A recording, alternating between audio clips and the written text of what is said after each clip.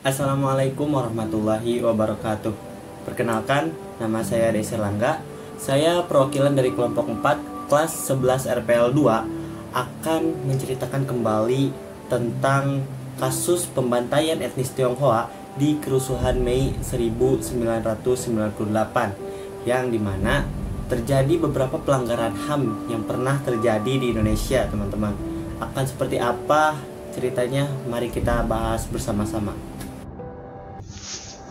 Kerusuhan Mei 1998. 13-15 Mei Indonesia bergejolak akibat kerusuhan rasial terhadap etnis Tionghoa di sejumlah kota. Di antara lain Jakarta, Medan, Palembang, Solo, dan Surabaya, serta beberapa kota lainnya. Disebabkan oleh sentimen anti-Tionghoa yang telah lama berlangsung yang kemudian dimanfaatkan untuk memicu kericuhan akibat krisisnya moneter di Indonesia.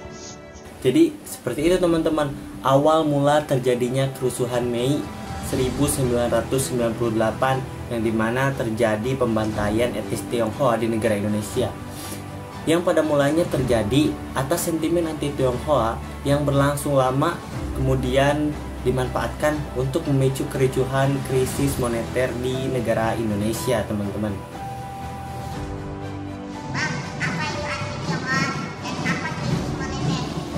Nah, jadi sebelum kita menceritakan tentang kronologi kejadiannya, teman-teman, saya akan menjelaskan terlebih dahulu apa itu anti-Tionghoa dan apa itu krisis moneter.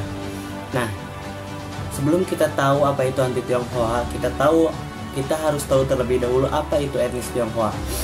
Etnis Tionghoa adalah orang-orang Cina yang berada di negara Indonesia, teman-teman. Nah, sedangkan anti-Tionghoa adalah orang-orang yang kurang suka, bahkan membenci para etnis Tionghoa, teman-teman. Nah, sedangkan krisis moneter adalah suatu kondisi terpuruknya perekonomian suatu negara, di mana harga-harga aset mengalami penurunan tajam, teman-teman. Bisa dibilang juga krisis moneter adalah krisis keuangan atau krisis ekonomi di suatu negara, teman-teman, seperti itu. Apa hubungannya anti-Tionghoa dan krisis moneter itu? Dan apa kasus pelanggaran HAM-nya? Pada saat itu beredar tuduhan bahwa etnis Tionghoa lah yang menyebabkan krisis moneter di negara Indonesia, teman-teman.